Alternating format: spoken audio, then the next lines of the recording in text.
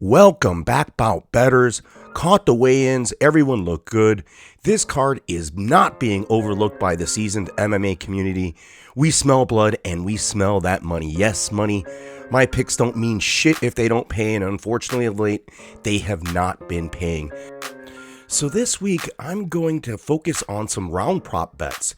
I don't play many round prop bets. I honestly feel they're my most challenging and worst area of my betting. So that's why, they're challenging and they have good payouts, but also I avoid them. I don't play them too often because they are indeed difficult to get.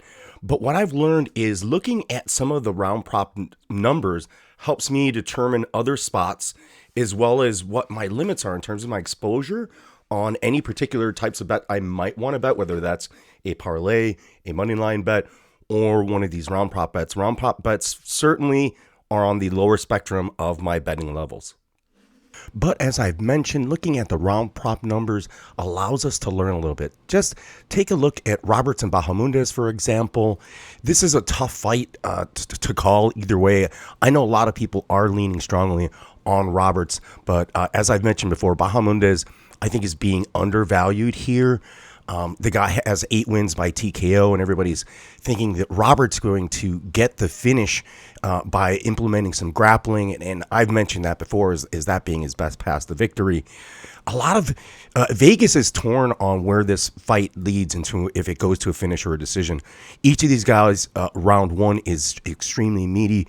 You see Roosevelt Roberts plus 1,550, Ignacio Bahamundes round one plus 750. Winning group of rounds, which I like to play, that's rounds 1 and 2 for Bahamundes, is plus 375. And for Roosevelt Roberts, the winning group of rounds 1 and 2 is plus 275. Round 3, if this goes round 3 and there's a finish, Roosevelt Roberts is plus 1,200 in round 3. Ignacio Bahamundes is plus 1,600. Why that's important is because Vegas is leaning this to go the distance for some reason. And why I discern that is the not to go the distance prop is only plus 105. And more importantly, a round 3 decision is minus 200. If this goes to the cards, I have to go with Bahamundes on the money line and chase him by decision at plus 285. But is that going to happen here? The alternate group of winning rounds 1 and 2 is just plus 145 for either of these fighters. So I think they're probably better spots if you're looking for value. And I'm slightly leaning on Bahamundes having the better value in this instance. I didn't come to this conclusion until after I examined the round props.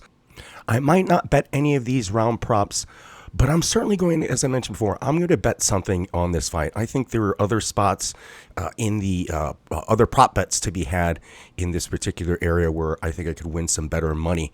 But another important bout for my betting night will be Sasha Palinokov versus Ramiz Brahimaj.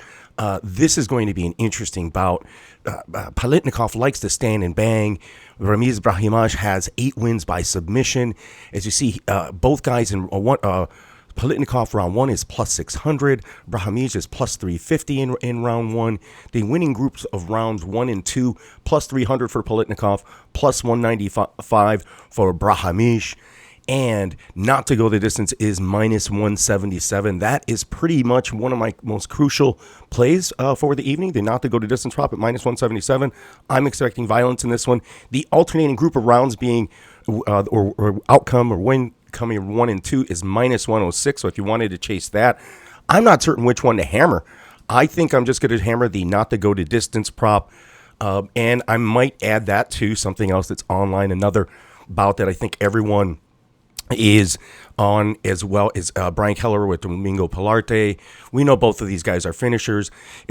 Oddly, they had interesting size differentials there. I think the size differentials in this whole matchup, the whole card is going to be in play. Very odd, big fighters with small fighters, large, tall fighters. It's very interesting in that regards. That matchmaker saw something. But Brian Kelleher, round 1 is plus 250. Domingo Pilarte, round 1 is plus 700.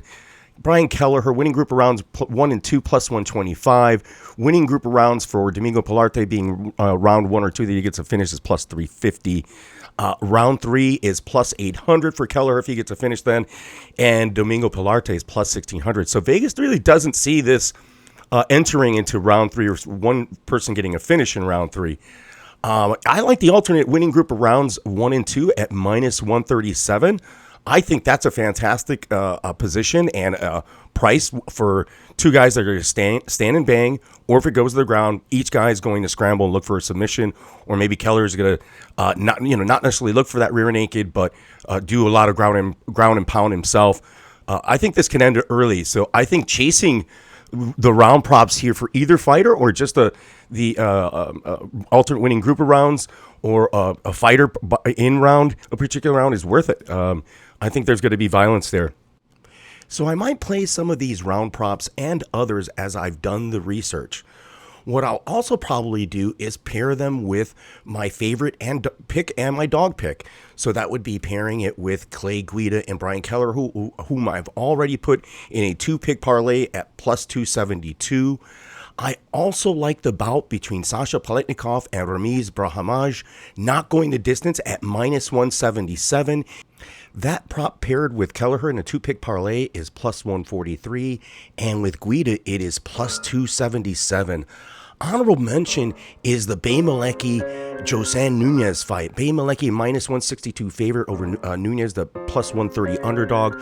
I like Malecki by finish, and the alternate winning group of rounds prop 1 and 2 being in the first and second rounds at plus 140. So if you don't like either fighter, that prop is plus money. Malecki round 1 is plus 500, but Malecki might head is a second tier of parlays for me.